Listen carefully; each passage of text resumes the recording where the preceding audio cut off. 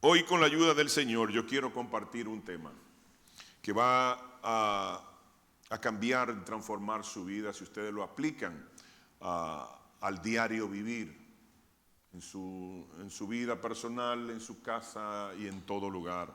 Hoy, con la ayuda del Señor, yo quiero compartir este tema que yo estoy seguro que va a ser de una suprema bendición para su vida. Vamos a hablar de los pensamientos correctos. ¿Por qué hablar de los pensamientos correctos? Porque los pensamientos correctos nos van a ayudar a vivir una vida correcta. Un pensamiento sano nos va a ayudar a tener una vida sana. Un pensamiento negativo va a dañar nuestra conducta, va a dañar nuestro estado de ánimo, va a afectar nuestra alma, pero también nos va a hacer daño a nuestra vida espiritual, pero también va a hacer daño a los demás que nos rodean. Entonces, por eso es tan vital nosotros tener pensamientos correctos. ¿Y por qué los pensamientos correctos son tan importantes? Porque todo comienza con un pensamiento. Una palabra, antes de hablarla, usted la pensó. Una acción, antes de realizarla, usted la pensó. Todo comienza con un pensamiento. Y si nosotros tenemos pensamientos correctos, entonces nuestra forma de hablar será correcta, nuestra forma de accionar va a ser correcta. Miren por qué lo digo. Los pensamientos correctos, la base bíblica usted la va a encontrar en Proverbios 23:7. Dice, porque cuál es su pensamiento en su corazón, tal es él. Entonces, como es nuestros pensamientos, tal somos nosotros. Es el mejor test psicológico para saber cómo andamos, quiénes somos y cómo nosotros podemos medir nuestro nivel de espiritualidad. ¿Cuáles son los pensamientos que me asaltan a nuestra mente constantemente? ¿Son pensamientos de bien, pensamientos de mal? ¿Son pensamientos negativos, fatalistas? ¿O son pensamientos de que todo va a estar bien?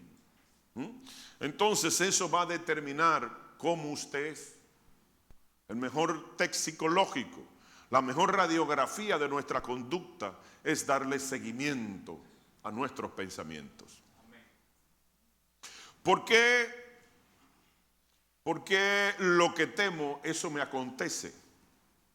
Usted sabía que eso es, aunque sabemos que hay por ahí enseñanzas y que no provienen de Dios, hablar del positivismo, de pensar positivo, que esto y lo otro, y que todas esas cosas que son la nueva era la práctica y otras también, otras pseudas corrientes más. Pero esto no es una mentira total, sino que es una mentira parcial. Las verdades desequilibradas se convierten en errores, en falsedad, aunque parta de algo que es verdadero, porque se adulteró, se cambió o se retorció. Entonces, esto en la Biblia nos habla de eso. Y voy a explicar el por qué cuando usted comienza a pensar pensamientos negativos, eso vendrá a su vida, tarde o temprano va a venir a su vida. Por eso tiene que modificar sus pensamientos y tener pensamientos correctos. La base bíblica usted la va a encontrar en Job, capítulo 3, versos 25. Dice, porque el temor que me espantaba me ha venido y me aconteció lo que yo temía. ¿Por qué razón? Porque Job estaba pensando en cosas negativas. Job estaba pensando en cosas que no edifican, en cosas fatalistas, cosas que no convenían, que no eran de bien. Y al meditar tanto en eso, atrajo eso. ¿Por qué razón? Porque las batallas que tenemos nosotros, y lo vamos a ver más adelante, están en nuestra mente. Nuestra mente es el campo de batalla, donde dos ejércitos se están confrontando uno al otro a ver quién será el que sale vencedor, victorioso de esta batalla. Y ahí está el reino de las tinieblas y el reino de la luz batallando, luchando. Y uno de los dos es el que va a predominar en sus pensamientos.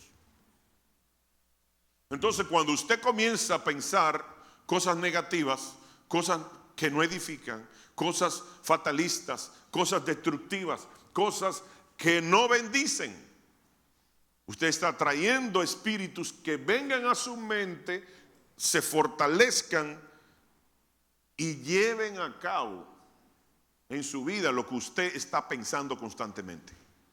Oigan, qué tremendo. Que muchas veces queremos buscar los problemas afuera y el problema está en nuestra mente. Porque pensamos constantemente cosas que no debemos. Ay, es que ¿qué yo hago? Tranquilo, yo le voy a decir cómo hacerlo. Y cómo usted modificar sus pensamientos para que cambie su forma de hablar. Usted comience a cambiar su forma de comportarse, su conducta.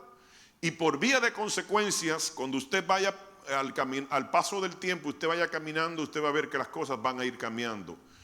Y no le va a costar un centavo. Solo un cambio de pensamiento. Pensar de forma correcta. Vamos a ver que la batalla está en nuestra mente. Por eso es que se atraen las cosas negativas a uno. Como diría Balbuena, era que decía: yo sí soy un hombre que tiene mala suerte.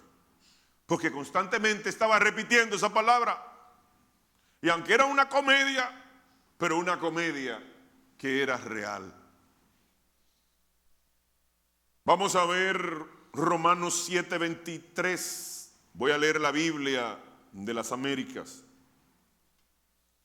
Pero veo otra ley en los miembros de mi cuerpo, que hace guerra contra la ley de mi mente y me hace prisionero de la ley del pecado que está en mis miembros. Así lo dice esta versión. Pero cuando usted ve la versión, la NVI, habla de lucha en nuestra mente. Que hay una lucha. Porque vienen pensamientos de Dios y pensamientos del enemigo. Y hay esa lucha, esta batalla.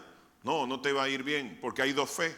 La fe del diablo, que todo sale mal, y la fe de Dios, que todo va a salir bien. Entonces existe esta batalla, esta lucha.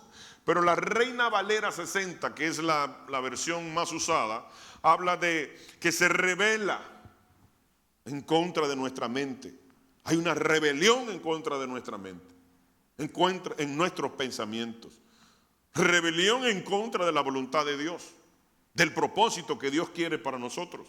Pero la RVA, la Reina Valera actualizada, nos habla de que un combate hay en nuestra mente. Fíjense que todos los sinónimos que estamos hablando, habla de lucha, guerra, pelea, contienda, rebeldía. La Kadosh habla de batalla. Que hay una batalla en nuestra mente. Pero también la B corta y M, esta versión habla de batallando en nuestra mente. Entonces fíjense que todo habla de un conflicto. Batalla, lucha, guerra, combate.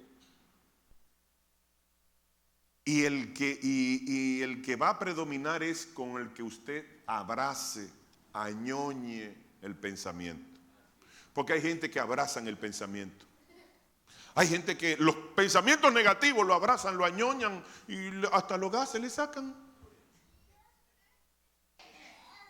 Y eso no debe de ser, porque eso le está haciendo daño a la gente. Y ni cuenta se están dando. Vamos a ver otro ejemplo. Otra batalla en nuestra mente. Gálatas 5:17 dice: porque el deseo de la carne es contra el espíritu, y del espíritu contra la carne, y esto se oponen entre sí. La carne que es caída, que está contaminada, que la descodificó nuestro enemigo, Satanás, el diablo, que el Señor lo reprenda, le pone pensamiento al ser humano, que hace lucha contra las cosas de Dios. contra el propósito de Dios y quiere implantar el propósito del enemigo. Entonces, este conflicto que existe en la mente de todos, porque nadie se escapa, nadie se escapa, todos lo tenemos, pero hay una diferencia y lo voy a hablar más adelante. Existe una diferencia entre la totalidad de la humanidad que recibe este bombardeo, este ataque aéreo, terrestre y marítimo. Entonces vamos a ver otro pasaje también que nos habla que los pensamientos son inevitables. Por eso le dije, todo el ser humano lo tiene, son inevitables. Nadie lo puede evitar, pensamientos negativos, porque el enemigo hace su trabajo. Lo que no lo hacemos somos nosotros, porque hay una vagancia espiritual. Hay una parálisis espiritual. Muchos son paralíticos espirituales y no ejercen toda la autoridad que Dios le ha dado y las salidas que Dios le brinda al ser humano para que tenga una vida buena, una vida placentera.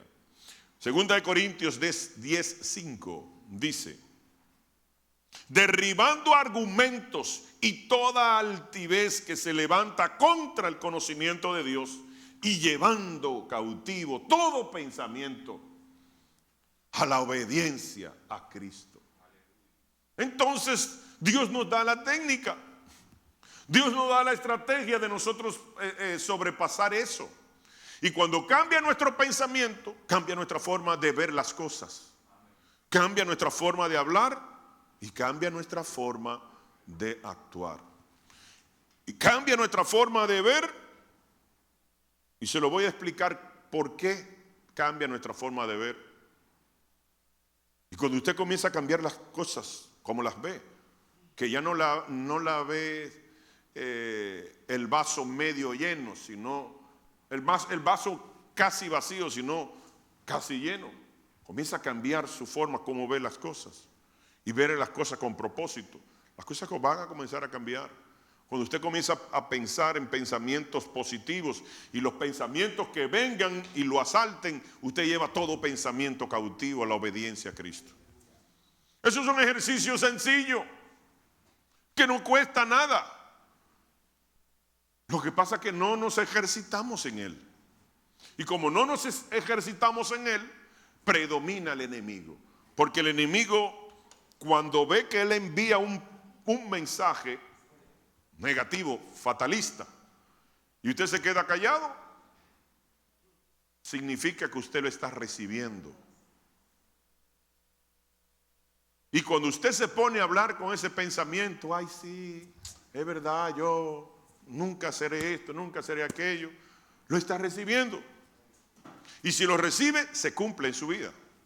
Por eso le pasó a Job: lo que temí, eso me aconteció. ¿Por qué? Porque hay tres fuentes del pensamiento, hay tres fuentes, no hay más. O proviene de Dios, que son buenas, los pensamientos que vienen de Dios son buenos todos, sin excepción, el 100%. El problema es que ese es el único pensamiento que viene correcto. El otro pensamiento que viene del reino de las tinieblas es malo, porque el propósito del diablo es robar, matar y destruir. Que el Señor lo reprenda. Pero entonces el tercer pensamiento es del ser humano. Pero ¿qué pasa?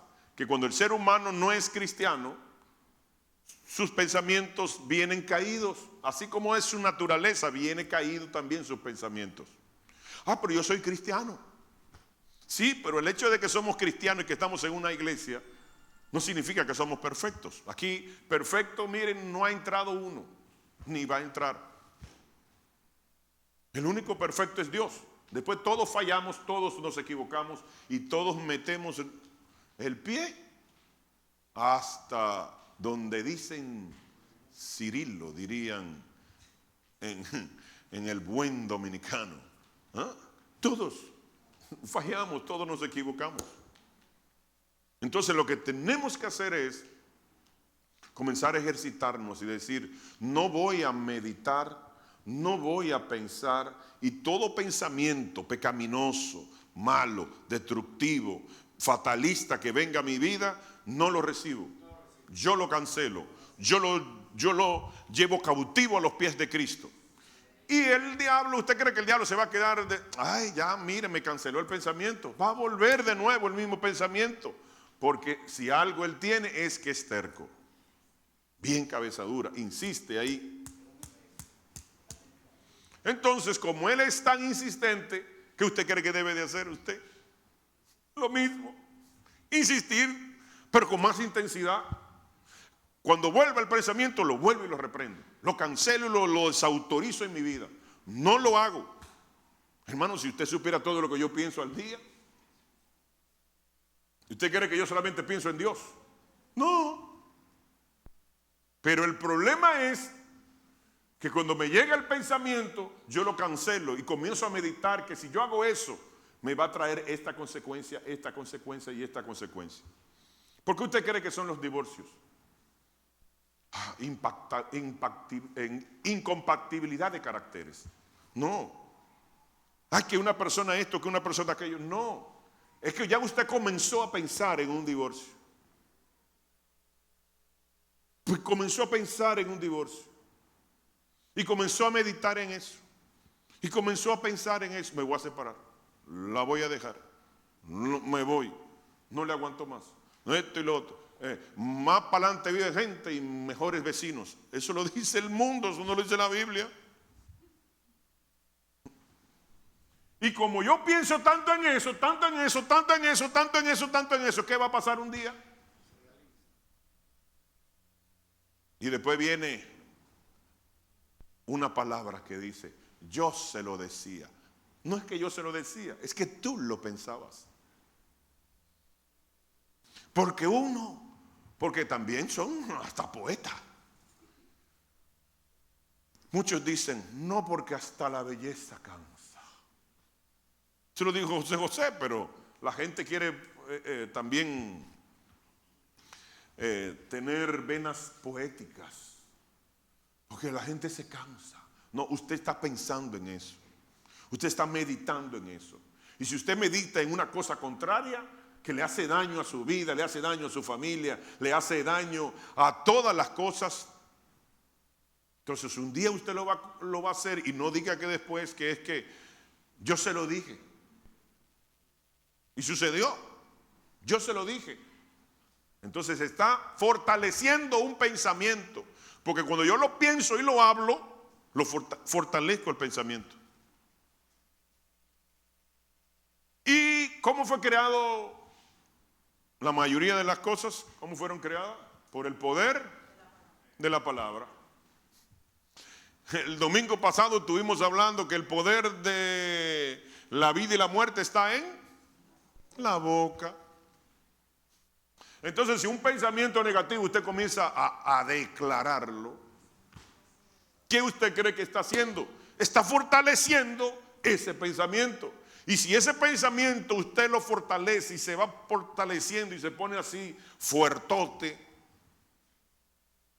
un día lo va a vencer y lo va a acabar a usted mismo.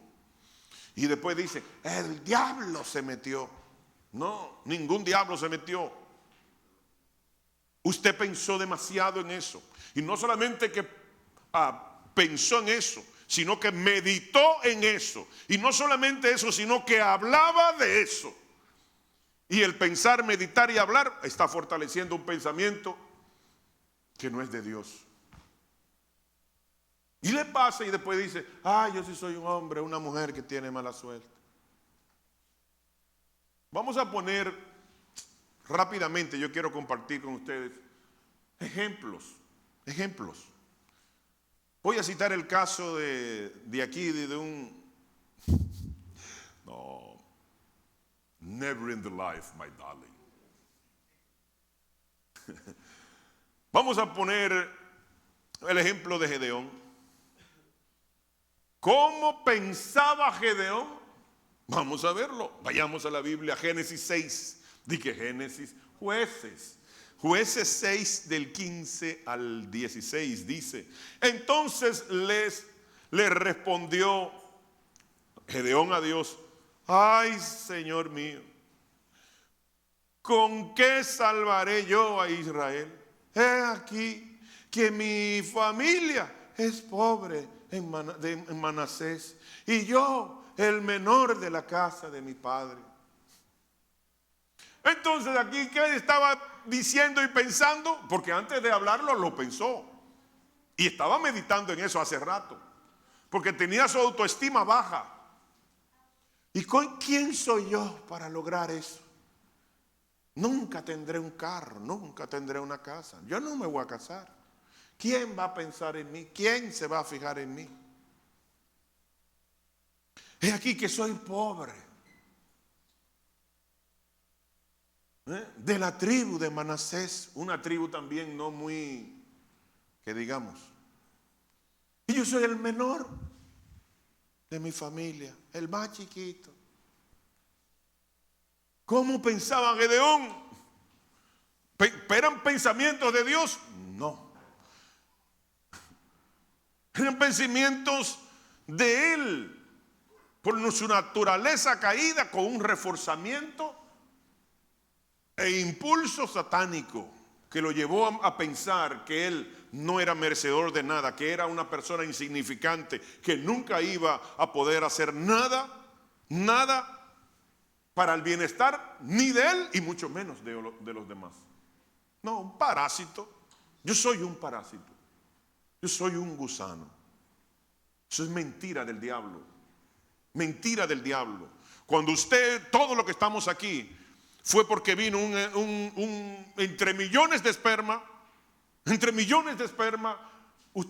ese esperma que lo convirtió en usted, batalló, luchó y venció a millones. Y si usted antes de ser concebido, antes de ser un embrión, un feto, usted entró a este mundo venciendo, déjeme decirle que esa es la señal de todo lo que iba a acontecer después. Ser un vencedor. Dios nos creó para ser no vencedores, sino más que vencedores. Lo que cambia todo es cómo yo pienso, en qué medito, en qué yo hablo. ¿De qué yo hablo? Mi esposa me dice: ¿qué? ¿Que te juntaste con el pastor fulano? Se perdió el día, te vas a quedar hablando.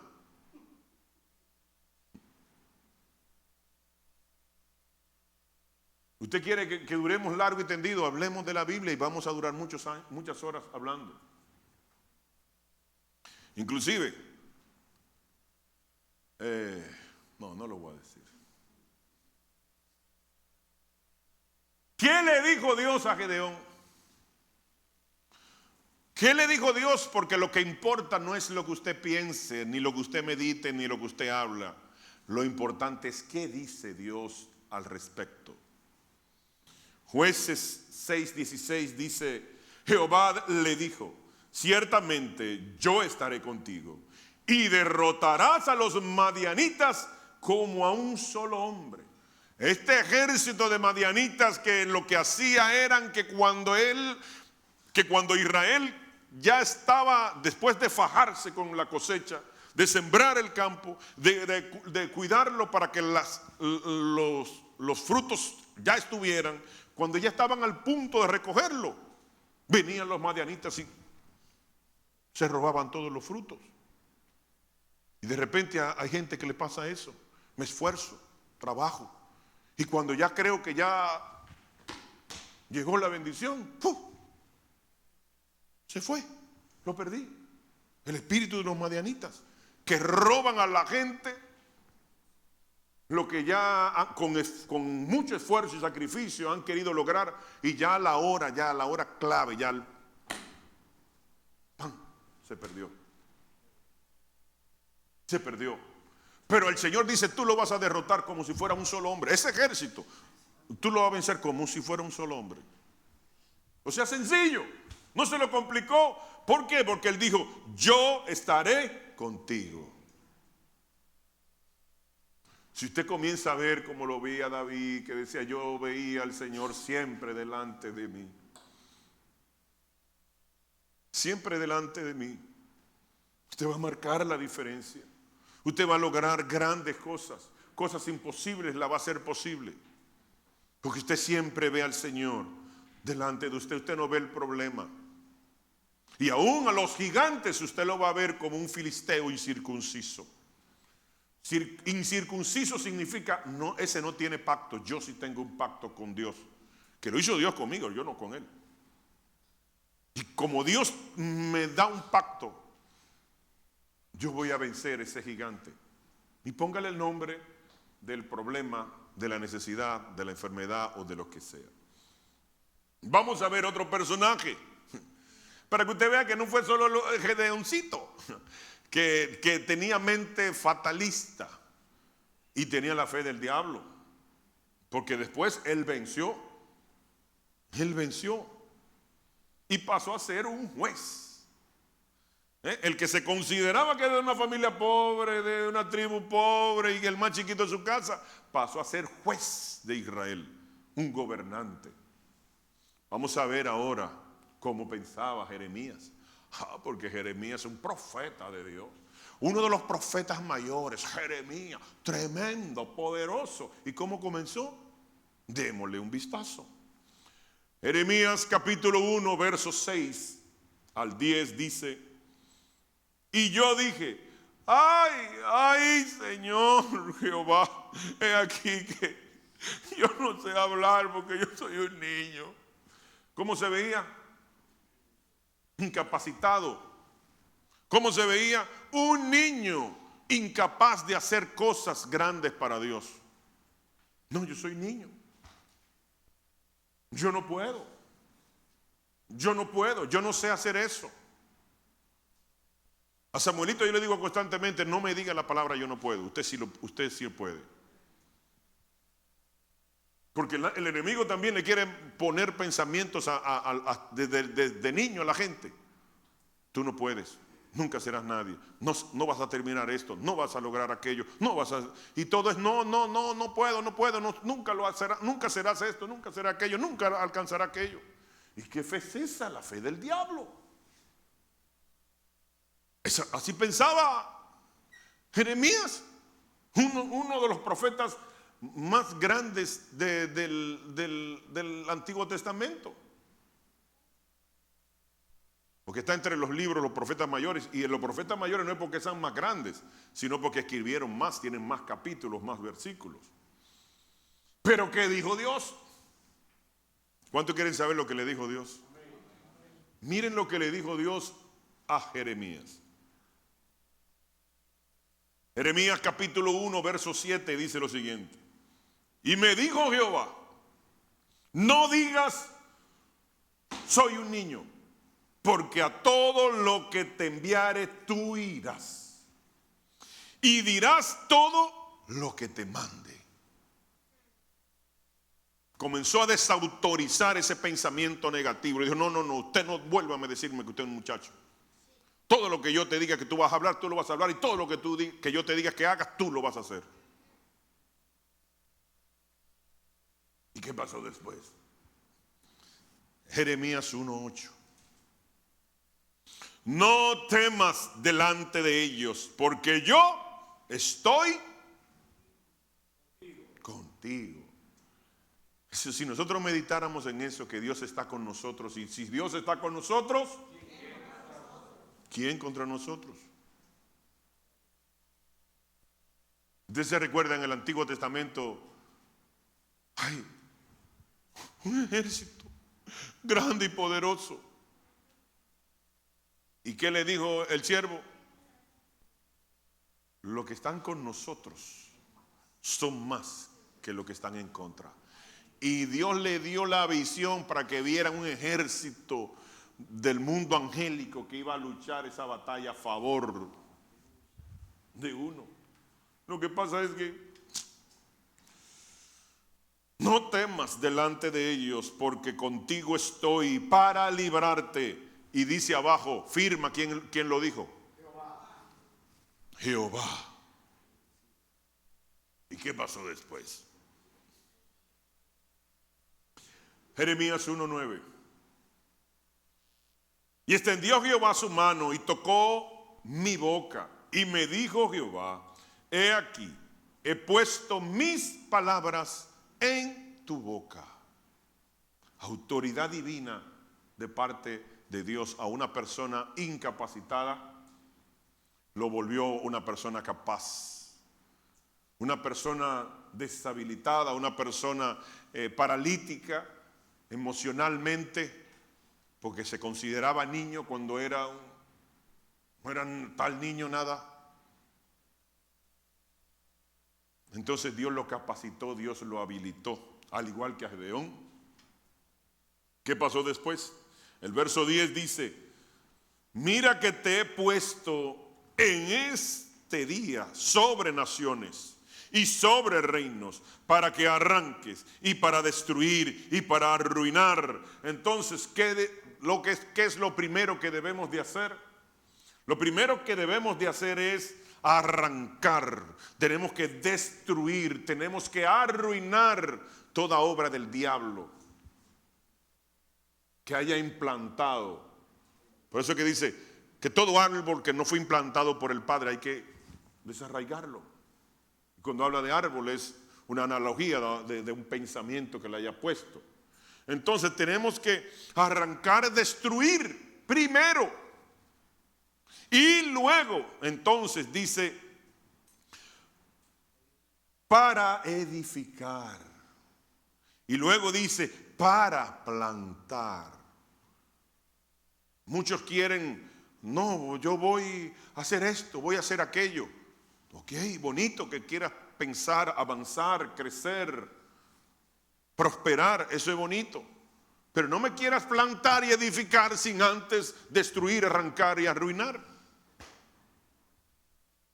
Porque cuando tú comienzas a levantar una estructura con una base, con vicios, una base mala, todo lo que tú construyas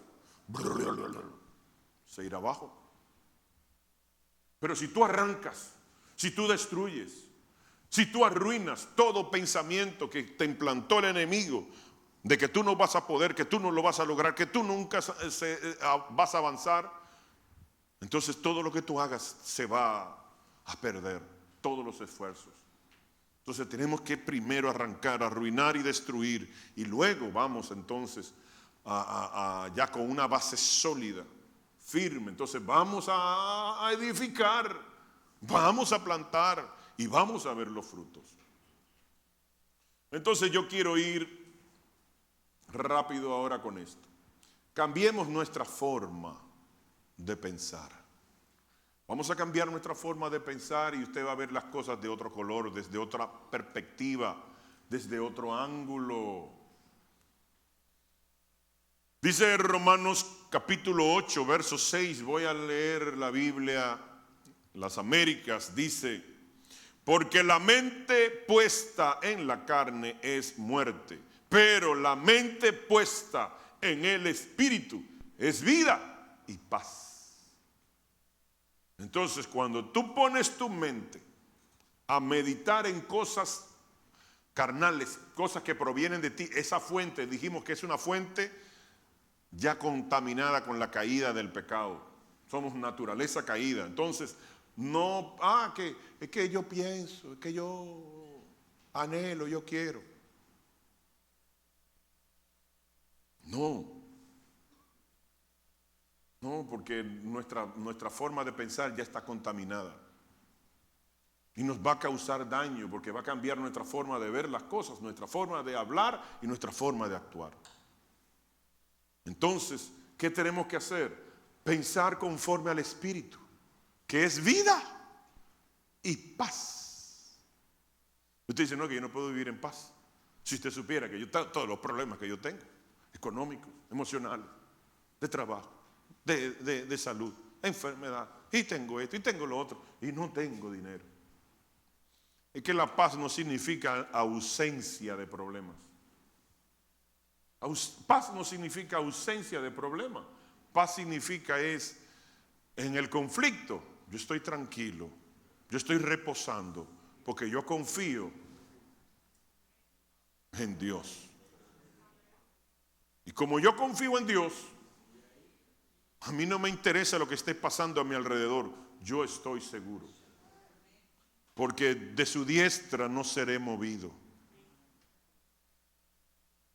No seré movido a menos que tú tomes la decisión, un pensamiento, tomar una decisión y tú tirarte de la mano del Señor. Dios así no te va a agarrar, porque tú tomaste una decisión, que es apartarte de Él. Entonces ahí las cosas se complican, porque si el Todopoderoso no nos ayuda, el diablo nos va a dar, miren, duro. Iba a decir un pedacito de una salsa, pero que el Lu me lo prohíbe. Dale duro.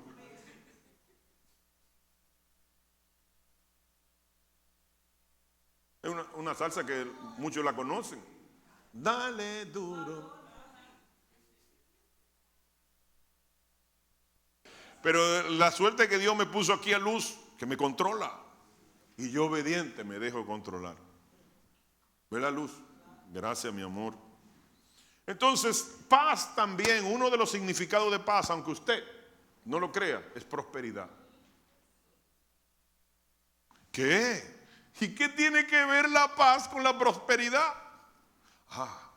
Que cuando usted está en paz, sus pensamientos están en paz.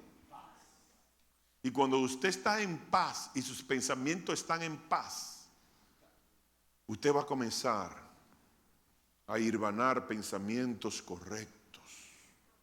Va a comenzar a pensar de forma clara, llana. Y Dios le va a comenzar a poner pensamientos de Él, porque usted está en paz.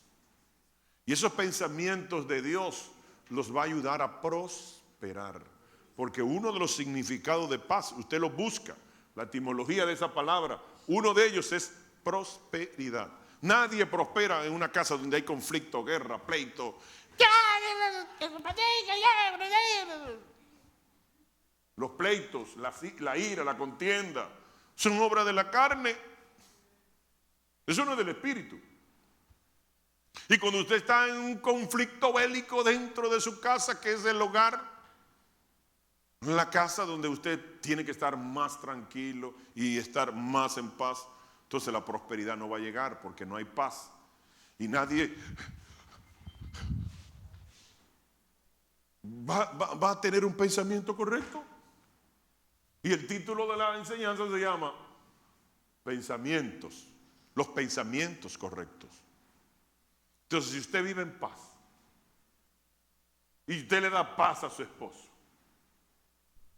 y su esposo le da paz, los dos van a pensar mejor y pueden interactuar.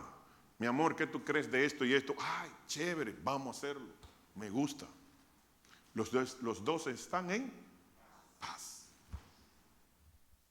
pero jalándose los moños y diciéndose de todo e insultándose. ¿Cuáles son los pensamientos? Guerra, conflicto, batalla. No te quedes así. Dale, dale.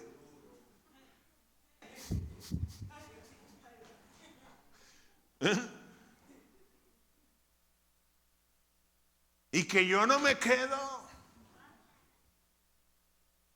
así, porque yo tengo menudo. No, eso hay que desmontar eso. Ese pensamiento hay que arrancarlo. Ese pensamiento hay que destruirlo, hay que arruinarlo y plantar pensamientos correctos, pensamientos de bien y no de mal.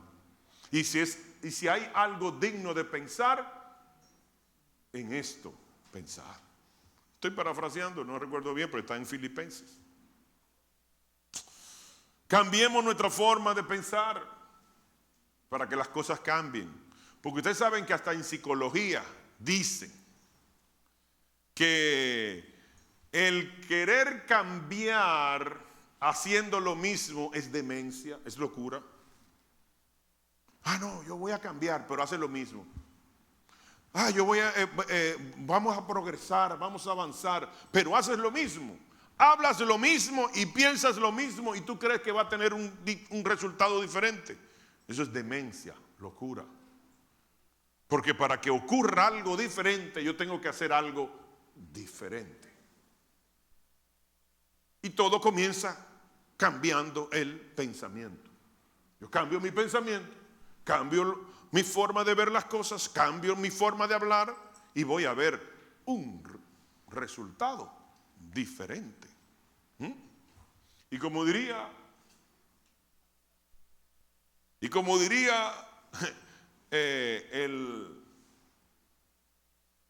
este detective inglés elemental, mi querido Watson,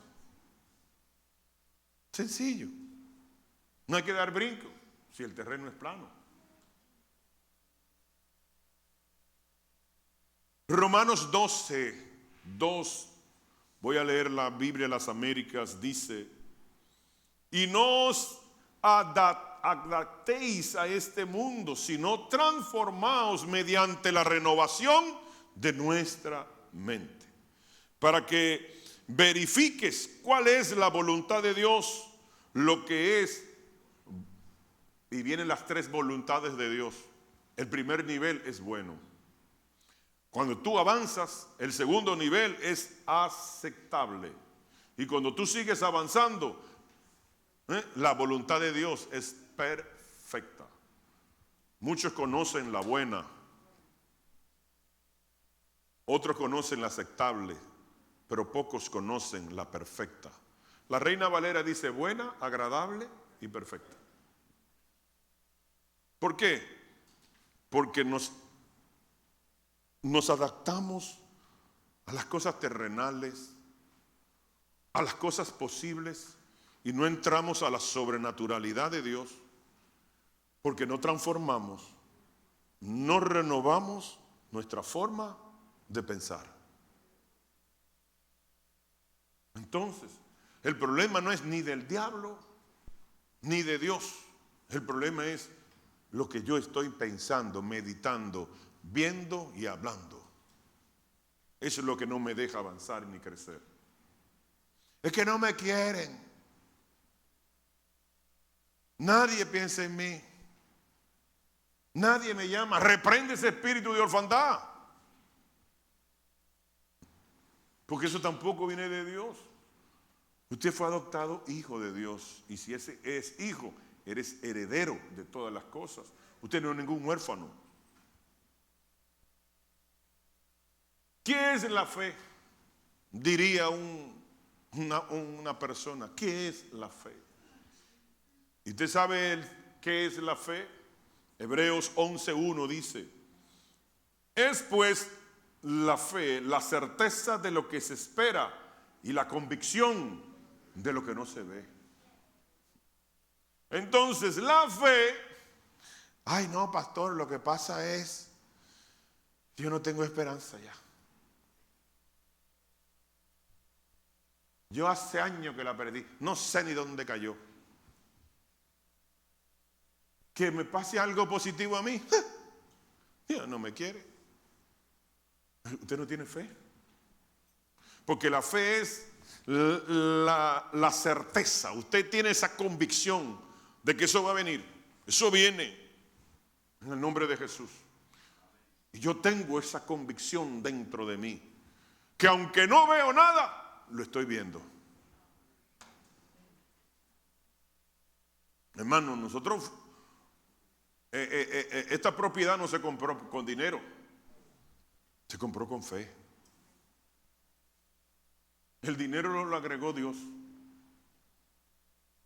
Fue fe. Caminamos y marchamos, y cuando pisamos se abrió el Jordán. Entonces cruzamos, porque si el sacerdote no da el primer paso, no se abre el Jordán. Si Moisés no levanta la vara, no se abre el Mar Rojo. Entonces nosotros nos toca hacer lo natural y a Dios le toca hacer lo sobrenatural. Dios nunca nos va a pedir que hagamos cosas sobrenaturales. No, haga lo posible, haga lo natural y Dios se va a encargar de hacer lo imposible posible y lo natural lo va a realizar de forma sobrenatural. Aleluya. Entonces, si usted no tiene este ingrediente, estas dos letricas, F, E, fe. Si usted no tiene estas dos letras, si usted no tiene estas dos letras, no va a poder ver la gloria de Dios. No va a poder agradar a Dios. Y se va a quedar como chita. Y no voy a explicar eso, porque Luz no le gustaría. Hebreos 11:6. Hebreos 11:6 dice: pero sin fe es imposible agradar a Dios, porque es necesario que el que se acerca a Dios crea que le hay y que es galardonador de los que le buscan. Entonces, usted tiene que acercarse a Dios. Dice: no, yo voy a hablar con Dios. Pero cuando yo hablo con Él, Él me oye. Pero no solamente me oye, Él está al lado mío, porque hay una promesa: estaré con ustedes todos los días hasta el fin del mundo.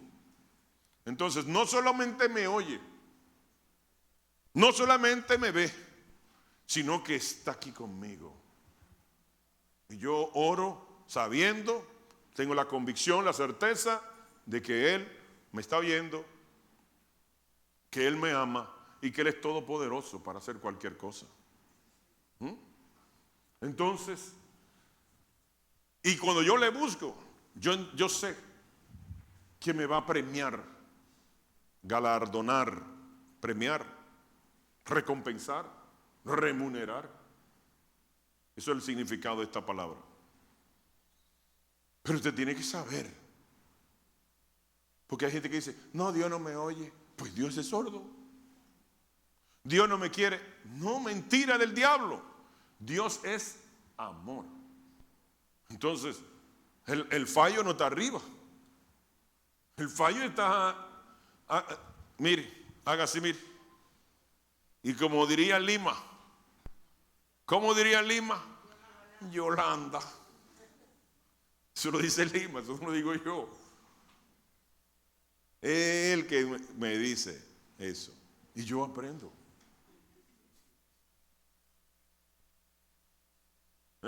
Ese es mi hijo en quien tengo contentamiento. Entonces, vamos a aprender, ¿verdad? Para ponerme actualizado ahí. Actualizar el software. Oye lo que dice Samuel. El profeta Samuel dice: a la moda.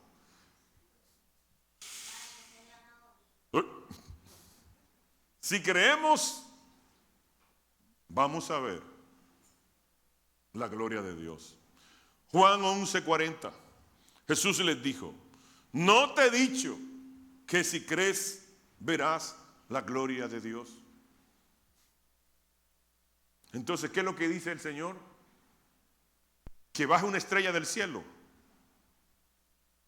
que elimine a la potencia o a las potencias más grandes de la tierra. No, te está diciendo: cree.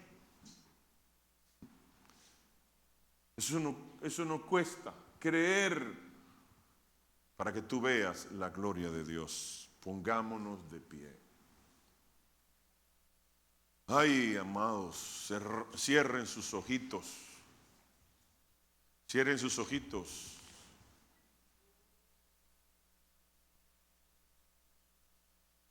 Miren, amados. Miren.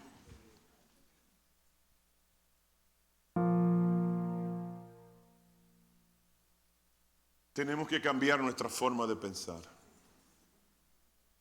Diga ahí en su lugar: yo tengo que cambiar mi forma de pensar.